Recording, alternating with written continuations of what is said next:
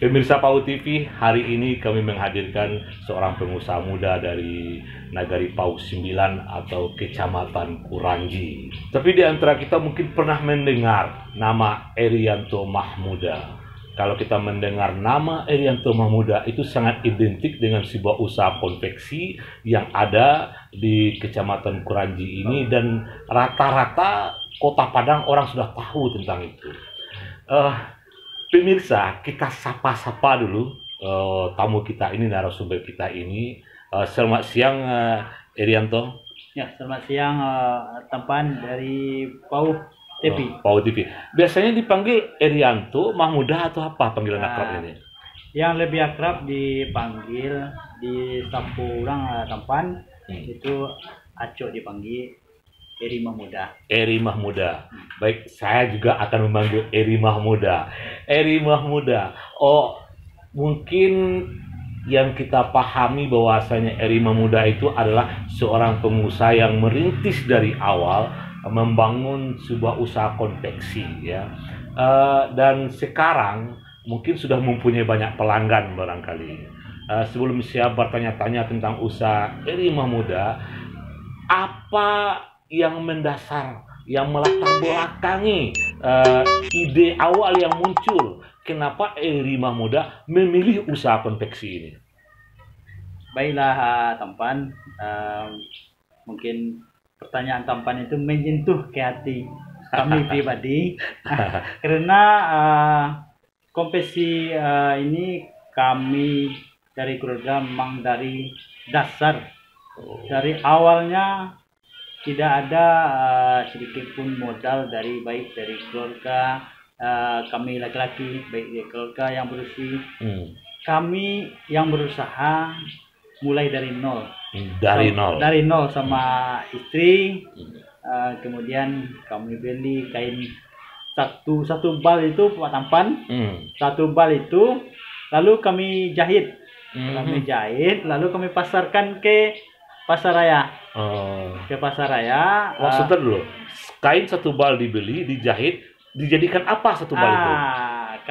Kain ini kita jadikan jadi rok atau celana SD atau celana SMA atau rok SD atau rok SMA atau rok SMP. Itu setelah kita jahit kan sudah siap depan ya. Kalau sudah siap itu kita cari pelanggan kita di pasar raya. Setelah dapat pelanggan kita pasar raya, kita antar. Nanti dia kasih uang, langsung kita belikan kain lagi. Itu dasarnya. Kami pun berpikir, karena kami berasal dari orang miskin lah. Karena kami keluarga miskin, kami berpikir Pak caranya bisa awak menciptakan lapangan pekerjaan untuk masyarakat banyak. Jadi kami berpikir orang rumah sambil lalu untuk mengecek orang rumah supaya lebih akrab tu ngecek awak akan lalu ngecek orang rumah lo. Supaya bisa ide awak ko bermanfaat bagi orang banyak. Hidup bermanfaat bagi orang banyak. Jadi lama kelamaan tentu ada peningkatan usaha.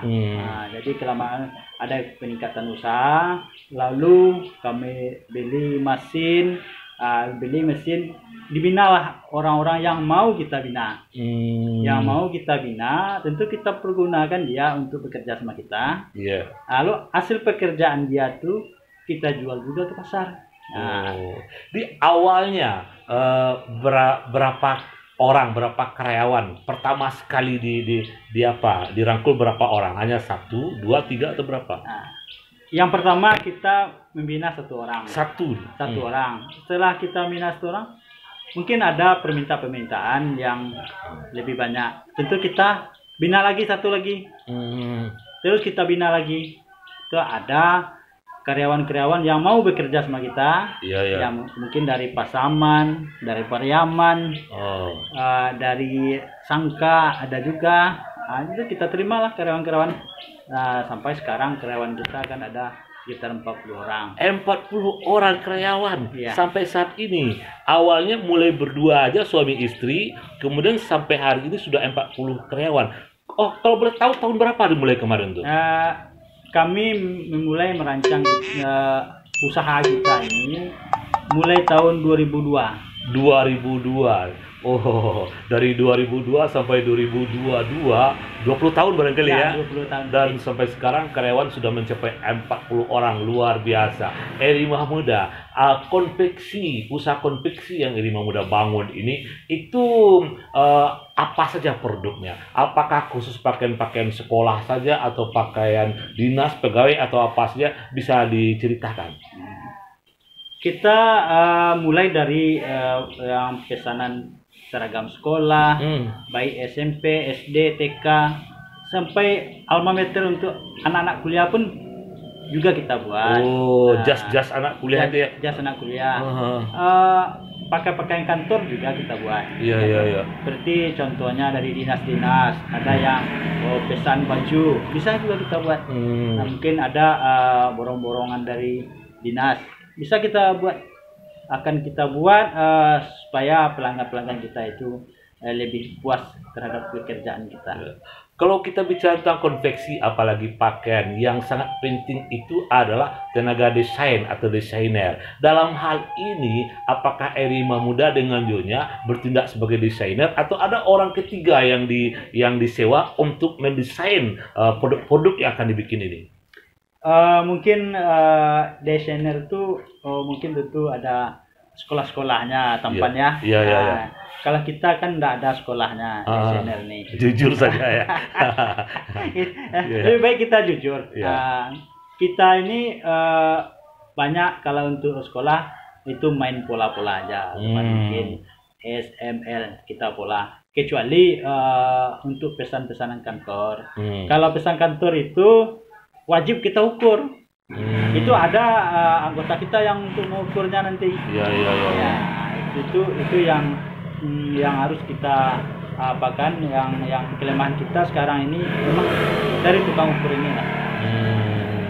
Berarti tidak semua karyawan itu yang punya kemampuan untuk mengukur itu ya. Mungkin hanya beberapa orang ya. Baik, dalam pekerjaan sebanyak 40 orang itu yang bekerja. Sekarang Eri Mahmuda dengan orang rumah atau dengan istri tentu lebih banyak dalam hal pengawasan dengan pasarnya atau juga sering terlibat dalam proses produksi, bisa disampaikan? Kalau sekarang kita mungkin lebih banyak dalam pengawasan. Mungkin pengawasan anggota-anggota kita yang jahit itu untuk beli-beli bahan, tentu kan tanggung jawab kita. Jadi istri banyak pengawasan. Mungkin kalau kita kan ada kesibukan lain. Mungkin ada pesanan dari sekolah, ada pesanan dari mana-mana lah. Tentu kita yang nurut ke sekolah itu. Eri Mahmuda, kita bicara tentang pasar ini ya. Kalau untuk pemasaran selama ini, apakah yang mengorder kepada konveksi Eri Mahmuda ini hanya orang di sekitar Kuranji atau Balimbiang atau Padang, atau ada orang-orang di luar daerah yang memesan produk dari konveksi Eri Mahmuda ini? Baiklah, teman yang ini sulit juga kita jawabnya. Walaupun sulit tetap kita jawab. Ya mudah-mudah saja lah jawabnya ya.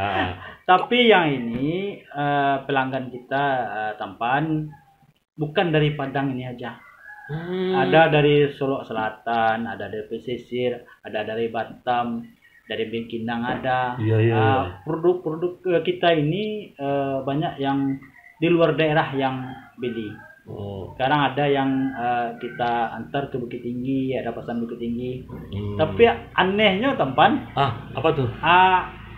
Orang Padang yang membuat konveksi dijual Bukit Tinggi. Orang Padang membeli loh ke Bukit Tinggi. Pada orang Padang ada yang membuat.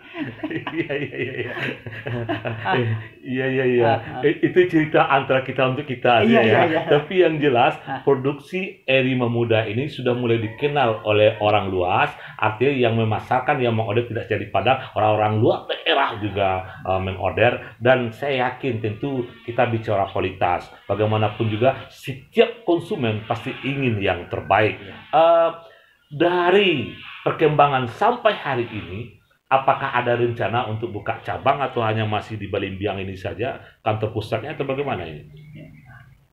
Mungkin kita fokus dulu Tampan ya. Hmm. Kita fokus dulu untuk pembinaan UMKM kita di Kuranji, Pauh ini dulu yang harus kita perhatikan dulu.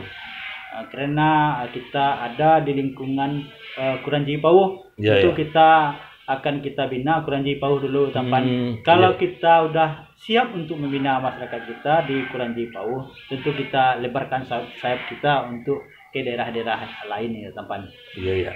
Harimau Muda ini menarik ini. Seorang pengusaha konveksi yang memulai dari suami istri, kemudian sampai hari ini sudah mempunyai karyawan sekitar 40 orang, dan juga tidak saja membina karyawan yang ada, tapi juga membina UKM konveksi yang ada di sekitar dia. Saya sekarang di luar konveksi ini, kita yakin ya, usaha yang Harimau Muda dirintis dari nol itu tentu sudah mulai menghasilkan, dan nama Harimau Muda juga sudah mulai dikenal orang. Saya yakin melihat hobi dari kebiasaan Harimau Muda, di samping jadi pengusaha juga hobi berorganisasi ya. Kalau boleh tahu ini sampai hari ini apa saja organisasi yang sudah Harimau Muda kecimpungin dan bertindak di sana sebagai ketua, bisa diceritakan ini? Tampan ku aduh sedikit betul lah Tampan. Kalau prinsip kita tadi Tampan, awak pembunuh bagi orang banyak. Ya. Itu prinsipnya kita. Bagaimana kita bermanfaat bagi orang banyak. Ya. Tampan bertanya masalah organisasi. Mungkin di Kecamatan Kuranji itu mungkin banyaklah organisasi ya Tampannya. Yang pertama PMI. Kita ketua PMI Kecamatan Kuranji ya? Iya, kita ketua PMI Kecamatan Kuranji. Lupa kita. Ternyata beliau ini ketua PMI Kecamatan Kuranji, lupa kita. Ya, silakan. Ada organisasi BMPN, ada organisasi Elkam, kan banyak organisasi-organisasi kita yang ada di Kecamatan Kuranji. Insya Allah kita ada dalam organisasi itu Tampan. Yang lebih luasnya, kalau kita ini kan hobi bulu tangkis Tampan. Olahraga ini. Olahraga bulu tangkis. Iya. Bulu tangkis.